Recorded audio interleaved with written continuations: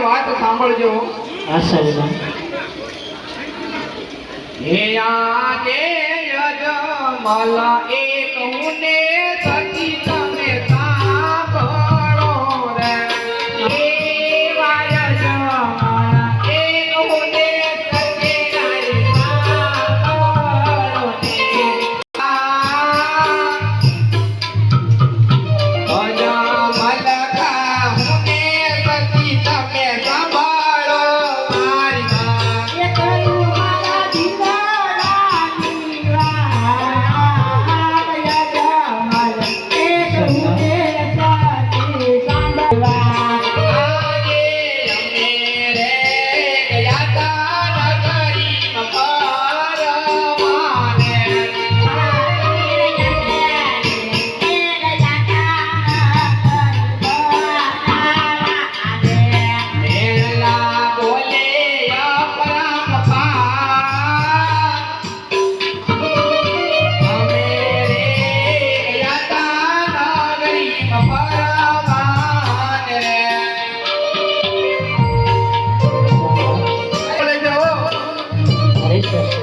શા માટે વાંજિયાના મેળા બોલે છે આજે આડલીએ તારે મારી પાતારે વરે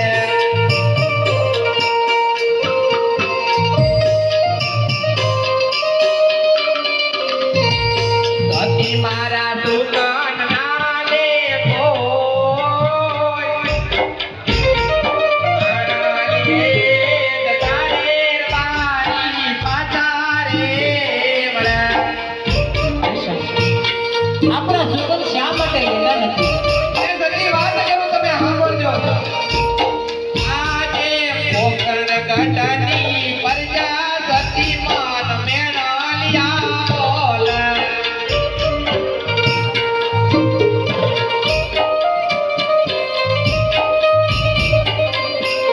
મેણલા બોલે આજાન માં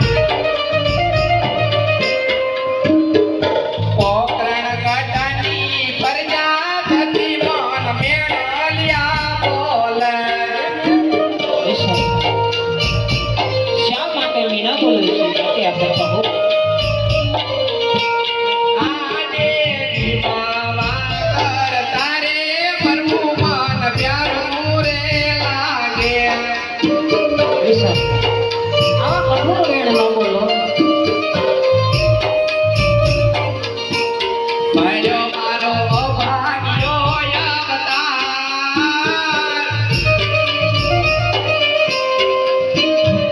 દીવામાં કર તારે મરવું મને પ્યારું પ્યારો રે લાગે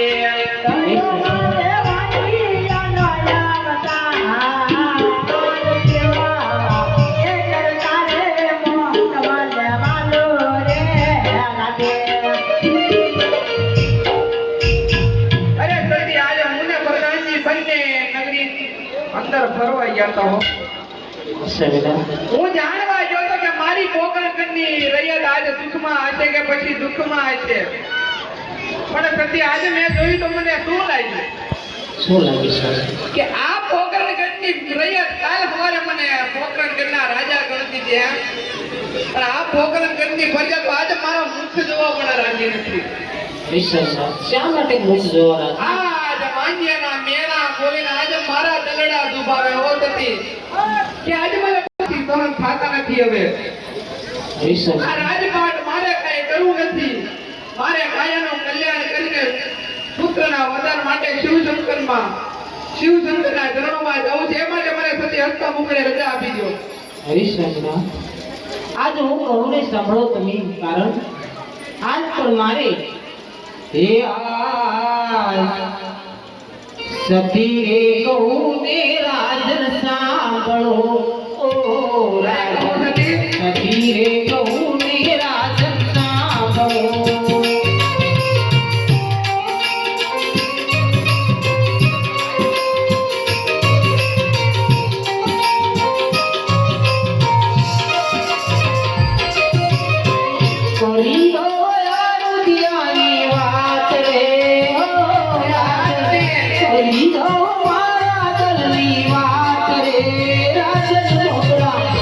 ધીરે કહું ને રાજન સાંભળો ઓ રાજન ધીરે કહું ને રાજન સાંભળો.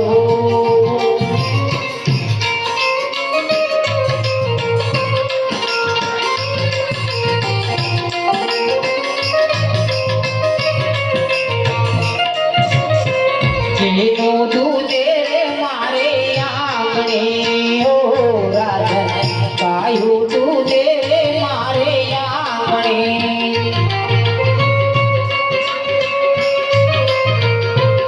અરે જાણું છું સતી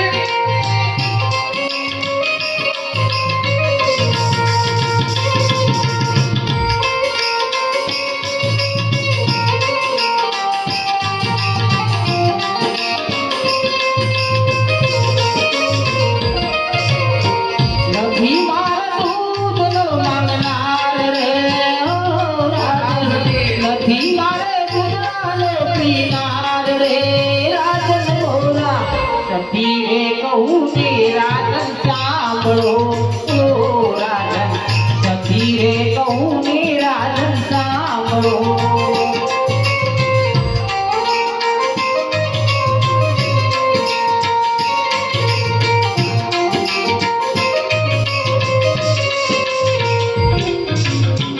લાસા લગ્ની રે કઈ દીકરી ઓ રાજન લાસા લગ્ની રે કઈ દીકરી.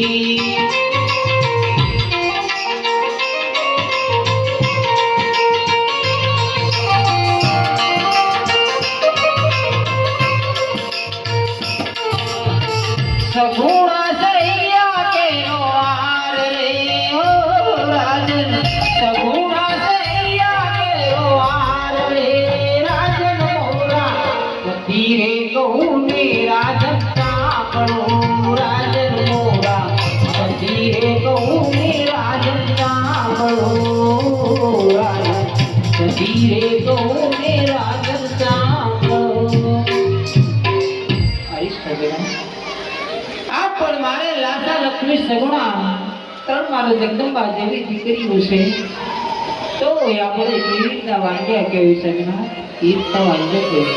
અરે સતી હું પણ જાણું છું કે લાતા લક્ષ્મી સગુણા આજે ત્રણ દીકરી આજે આપણા આંગણાની અંદર રમે છે.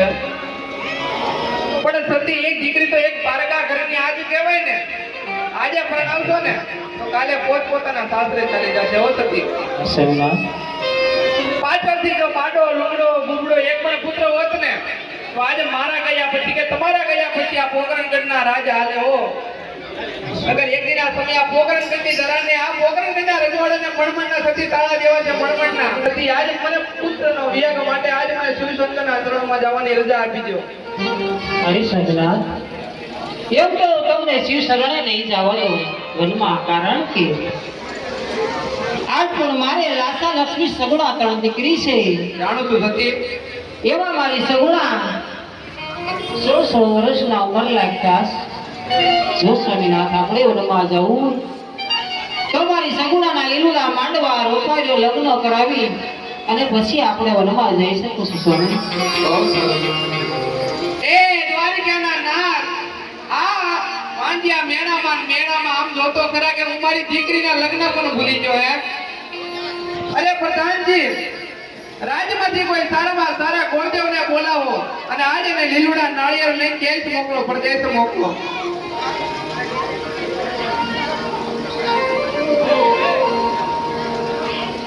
આજે પરધાન બોલાવે ગોર તદયા જોવે.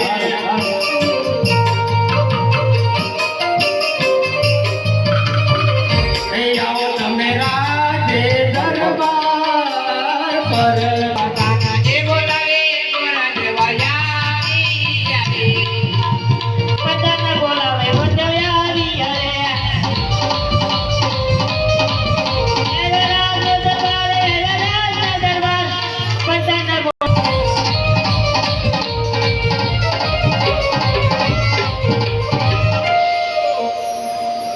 અરે આ પ્રધાનજી, કોઈ દિવસે એને રાજની અંદર શા માટે ક્યારે યાદ છે? અરે પ્રધાનજી, તમને મહારાજે બોલાવે. અરે મહારાજાના ગોદાદાના પ્રણામ. જય થવો ભૂદેવ, જય થવો. આજે તમને રાજની અંદર એક બોલાવવાનું કારણ છે કે મારી દીકરી સગુણ આજે 16 વર્ષે ઉંમરલાયક થઈ ગયા છે. તો આજ એના ટપ્પરને શ્રીફળને દેશ જાજો, પરદેશ જાજો અને સારામાં સારા મુહૂર્ત ત્યાં હોય ને ત્યાં મારી દીકરી સગુણાના શ્રીફળ જીલાવીને આવજો. અરે આ વાત ક્યાં જાવું ક્યાં ન જાવું થોડી દાંત કરજો. અરે ભૂદેવ, દેશ જાજો, પરદેશ જાજો, પણ એક સિંગલગઢ નગરી નહીં જાતા હો. અરે આ બાપુ, પિંગલગઢ નગરીની અંદર ન જવાનું કારણ તો હશે ને બાપુ? અરે ભૂદેવ, કે પિંગલગઢના રાજા પટિયારાએ મારે 20 વર્ષથી વેરાળે એટલું જ નહીં માટે 22 વર્ષનો અબોલા છે એ માટે તમે પિંગલગઢ નગરી નહીં જાતા. અરે આ બાપુ, ગોદેવનું પણ એક કહેતા સાંભળતા જાઓ.